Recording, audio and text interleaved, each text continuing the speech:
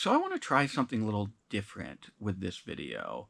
For one thing, first of all, this is not going to be a video about Succession, so I apologize in advance for that. Sorry. But this video is also not going to be a very narrow deep dive into a specific work of literature or television or art. Instead, I want to talk about a more general topic, a much broader topic that has been on my mind, that's been rattling around inside my subconscious, I guess, for a little while now. And that topic is wonder. And more specifically, I want to talk about how artistic works generate wonder. And I'm going to be completely kind of candid here. There are a couple of reasons why this topic is rattling around in my brain today. First of all, I just had a birthday. I'm not going to tell you how old I am, but a couple of days ago was my birthday, and I'm getting older, and hell, you know how it goes. The older you get, the harder wonder is to come by.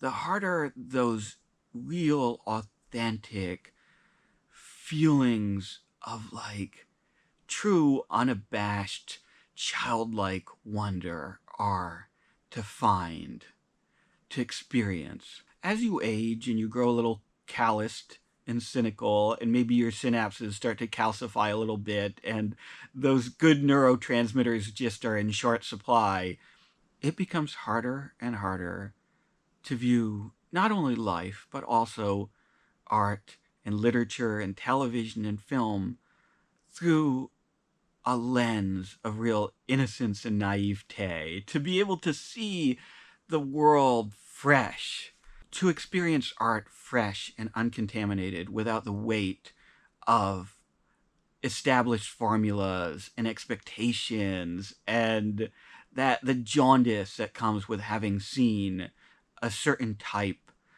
of premise play out again and again and again and again ad nauseum. And so, yeah, I'm feeling a little old at the moment. And along with that, I'm feeling a little starved for wonder. And honestly, I don't think I'm alone. And I don't think this sense of being starved for wonder is entirely or completely a function of age. I think a lot of us are experiencing a kind of psychological exhaustion.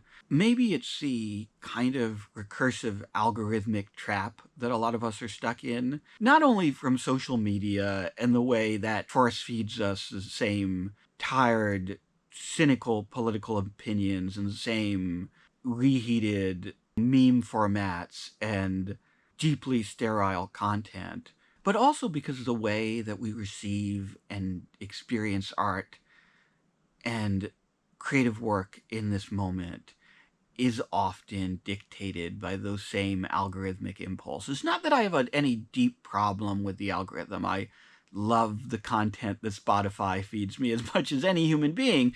And obviously, I'm addicted to YouTube, or I wouldn't be freaking doing this. But I do think that the way that we're kind of just sort of constantly drowning and immersed in content that is hyper similar to other content that we've watched or listened to or experienced does lead to this kind of universal deadening of our senses and this loss of a sense of true wonder in discovery and in art. The second reason I have wonder on the mind today is a much more banal and silly one, and that's that I was watching the Nintendo Direct this morning, and I feel this weird impulse to like insert some self-deprecating statement after saying that, which is weird, as if, I'm deeply hooked into that Roger Ebert video games aren't a true art form mentality. And that's really fucking silly, right? I am of a generation, and if my YouTube audience stats are anything to go by, you are also of a generation where I grew up immersed in video games, playing video games, experiencing video games just like any other form of entertainment or art. So it seems weird to me that I would even have some reflexive impulse to have to rationalize that. But I think of all the different forms of art that I consume on a regular basis, video games are the most tightly tied to that desperate search to recapture childlike wonder. But that's not even what put the idea of wonder into my brain. No! So I'm watching this Nintendo Direct, right, in kind of a half-conscious haze, experiencing this largely deadening series of commercials, most of which are designed to cater specifically to nostalgia, which on some level makes it worse when you can't feel wonder, to be like shown a whole bunch of stuff that vaguely remind you of the experience of being a kid, but don't actually reignite those feelings. But but yeah, I'm watching this thing half comatose, and I get to the final reveal, and the word wonder literally pops up on the screen. The grand finale of this series of commercials is a game called Super Mario Bros. Wonder. And I was like, well, that's a pretty explicit appeal. I feel like you're directly trying to cater to me. And I don't want to get too much into the premise of the game because that's kind of besides the point. But it was this kind of final catalyst for me to really start thinking about the topic and really start thinking about, well, what is it? What is it in a piece of art that makes me feel wonder? Here's this thing that I'm so desperate for, that maybe I'm more desperate for than anything else at this moment. And yet, it's this very abstract concept. It's a very hard thing to nail down, and it's a very difficult thing to go out in search of or in pursuit of. And I think there's this knee-jerk tendency to say, oh, well, wonder is sort of directly related to novelty. Or maybe wonder is just another word for novelty. Maybe wonder is just having an entirely fresh, new experience. But I don't think that's it.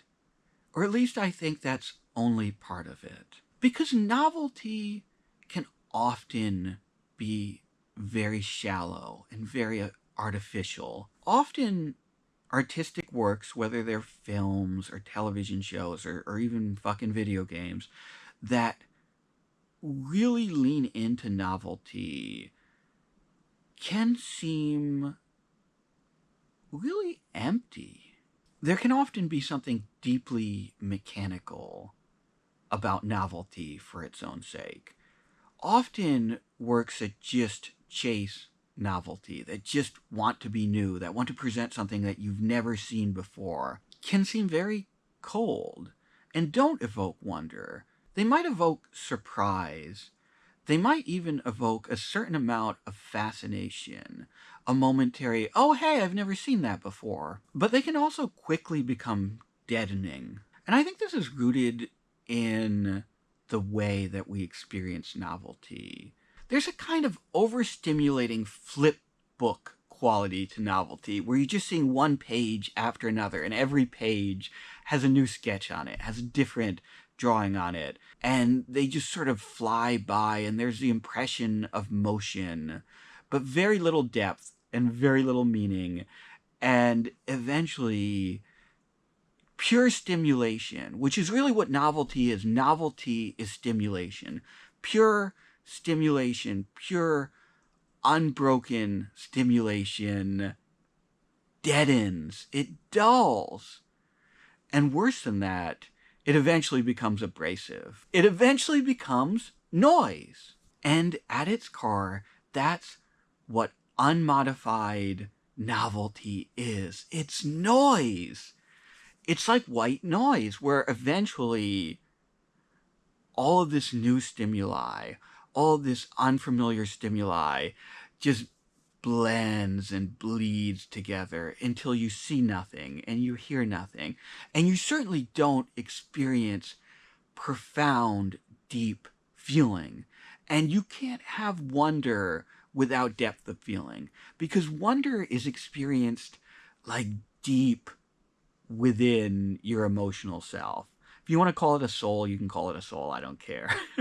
But wonder is experienced with depth. Wonder can only be experienced deeply. So what else do we associate with wonder? Well, I think the other big psychological association is nostalgia. If you think about it, what adjective, more than any other, is used to describe wonder? Childlike. In fact, I'm sure I've used it multiple times in this video already. So why do we talk about childlike wonder? Well, as I said at the top, there's a sense of experiencing the world fresh, like a child experiences the world. And yeah, that's an experience when you become an adult that's deeply and inextricably tied to nostalgia. But, of course, and this is intuitively obvious, wonder isn't just nostalgia. If wonder was simply nostalgia, then the easiest way to experience wonder again would be to simply pick up something you enjoyed as a child. We'd be playing the same video games over and over again. We would just endlessly be playing Super Mario 64 to experience wonder, and we would always experience wonder every time. Or we would watch the same Disney movies we watched as a child.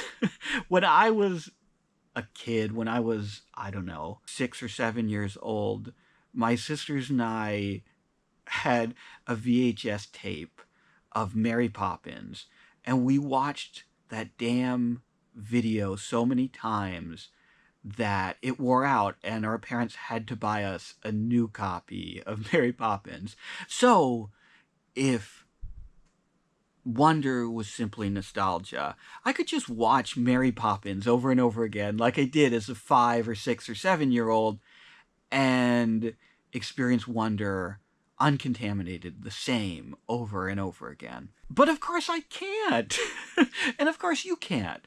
And honestly, this is a little bit of a detour, but I think this profound psychological misconception is at the root of some of the really pathological behaviors we see today, especially in the consumption of art. Like, why is there so much Marvel bloat? Why is there an obsession with young adult fiction? Why are we obsessed with media that seems to infantilize us and constrain and limit our experience of reality rather than expanding it? Why do we keep wading back into these shallow waters instead of seeking something deeper? Why are we so chronically obsessed with media that frankly is quite obviously designed for children? And you can talk about arrested development all you want and how, oh, these damn millennials, and I am one, just refuse to grow up or whatever. But the reality is, I don't think that's what's happening. I don't think I'm simply from a sort of Peter Pan generation that refuses to grow up. I think instead what you're seeing is a very natural byproduct of aging, and that's the pursuit of wonder, the desire to recapture the wonder of a truly fresh and uncontaminated experience. I just think it's being channeled in a totally worthless and ineffective way, in a deeply unproductive and, as I said before, pathological way. I think we're seeing the pursuit of wonder through nostalgia, when in fact nostalgia alone can't provide wonder. And that's why I think there's such a deep and pervasive hollowness to a lot of this media, because it's a kind of mimicry and pantomime of things that maybe brought us wonder once, that maybe made us really fucking feel something once long ago. And I think that that's really sad. That's really sad. It's not necessarily something to treat with derision or anger or contempt. it's just really sad. But I don't want this to be a sad video. I'm not trying to make a sad video about how hopeless it is to go chasing after the wonder you experienced as a child. I don't want this to be a defeatist enterprise. Instead, I'm hoping to locate where wonder actually resides, because I've seen plenty of art as an adult that has made me feel real, unequivocal wonder, real joy, real honest delight. And you know, as much as I've run down both novelty and nostalgia up to this point, I actually think that both are true partial steps towards experiencing wonder. They're just incomplete. I think, in reality, wonder exists at the point of intersection of both. I think that if you look at works that are successful at evoking wonder, even in a jaded, cynical, old guy like me, often those works, yes, are novel, yes, are surprising, yes, do things that are new and unexpected, but are also deeply rooted in a kind of nostalgia, but not simply nostalgia, not simply memories of childhood, but I think that works that evoke wonder are often rooted in a kind of mythic nostalgia. And I think this helps to explain the appeal of fantasy as a genre, and why, when people are seeking wonder, they'll often turn to fantasy. Because look at a work like Lord of the Rings, right? Which is kind of the quintessential father of all fantasy novels, father of the fantasy genre. What made The Lord of the Rings so successful, so influential, that it spawned an entire genre of pale imitators, right? Is there any genre out there that's more dependent on a single work than fantasy? Well, I think it's that unique blend of the mythic and the modern, the nostalgic and the novel. Because, of course, Lord of the Rings and basically all works of fantasy after it are deeply inspired by mythology, by folklore, by ancient and medieval history. But in addition to that, the books are fundamentally road trip novels. A bunch of guys go out on a journey into the unknown, into the unexplored. And that's novelty right there, right? The entire series of novels and all of its imitators are really this kind of slideshow of new and unseen and previously unexperienced locations. It's this kind of endless novelty machine on one hand, this endless unveiling of completely new experiences that are alien, that are literally from another world, but it's also completely and thoroughly rooted in our kind of shared collective nostalgia. If you want to get Jungian about it, our collective unconscious, our shared deep nostalgia for our own mythic history. But it's not just fantasy that does this. It's not just The Lord of the Rings and other kind of novels that are very popular with a teenage audience or an eternally teenage audience. But it's also a lot of great film and a lot of great literature.